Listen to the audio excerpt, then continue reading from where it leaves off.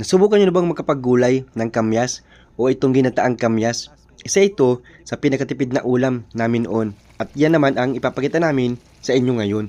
So ano pang hinihintay natin? Umpisahan na natin ito. Mangunguha kami ulit ng kamyas at yan ang aming gugulayin. Nakapagulay na ba kayo ng kamyas? Yan na mismo yung pinaka gugulayin natin at nasasayang lang. Daming bunga, hitik na hitik. Nahuhulog lang yung iba dito. Sayang eh.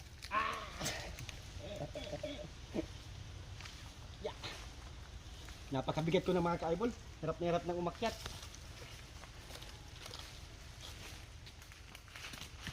Oh. Ito na mga ka-eyeball oh. Dami. Sana marami-rami yung makuha ko.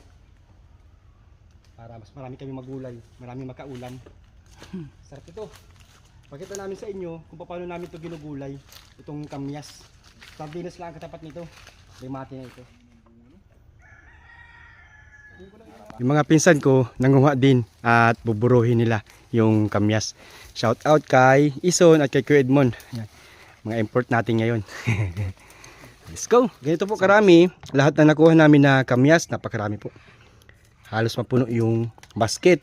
Ngayon po ipapakita namin sa inyo yung proseso ng paggulay namin ito. So una po tatanggalin lang lahat ng yung mga dulo nito. Tapos yung gitna po meron kami dyan tinatanggal na part niyan. Pakita po namin sa inyo yan. Si Mama at si Tia ang gumagawa niyan. Hindi, may mga viewers po dito. Yung ginagawa namin sa iba, kunyari po natanggalan na po ng dulo, pipit-pitin po yan. Ganyan, ng roller. Yan, para makatas, mawala yung katas. At napakaasim po niyan. Kung wala po kayong ganitong roller, pwede po yung bote. Bote ng alak na bilog. Yan. Tapos magiging na po siyang ganito. After po mapiga yung mga kamyas, tinatanggal po yung balugbog o yung gitna po ng kamyas. Ito po. Bakit pa tinatanggal yan? Kasi may mga buto sa matigas. May mga buto sa matigas yan mga ka-eyeball. Ito na po yung mga kamyas na natanggalan namin ng gitna niya. Ngayon po, pipigain po yan. Pagkapiga po niyan, kuhugasan po ng 2 hanggang 3 beses. Para mabawasan po yung asim niya at magulay na po yan. Nagisa lang po ako nitong sibuyas at bawang. Kapag luto na po yan, ito po ang pangsasahog ko, pambansang sahog. Sardinas. Isang green saka isang pula. Para may anghang kahit paano.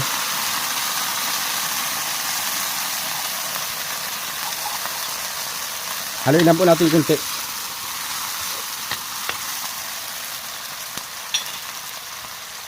And then, isusunod ko na po kaagad itong kamyas. Napiga na po ito at nahugasan.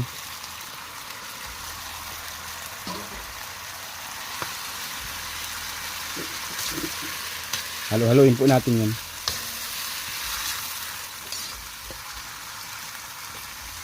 Igigisa ko lang po ng kunting minuto.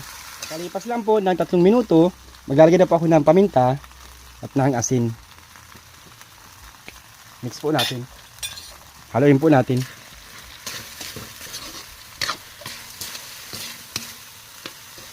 Then maglalagay na po ako nitong labnaw. Ito po yung ikalawang piga.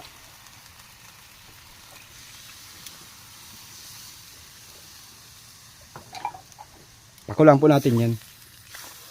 Kapag naubos na po yung unang sabaw, ayan po, tuyo na po yung ilalim. Maglalagay na po ako ng siling haba. Tsaka po itong kakanggata. Isang nyug lang po ito ang gagamitin natin dito. Yung iba, gusto nito ay tamang creamy lang. So okay na ito kung creamy lang ang gusto mo. Pero kami, gusto namin yung talagang medyo nagmamantika.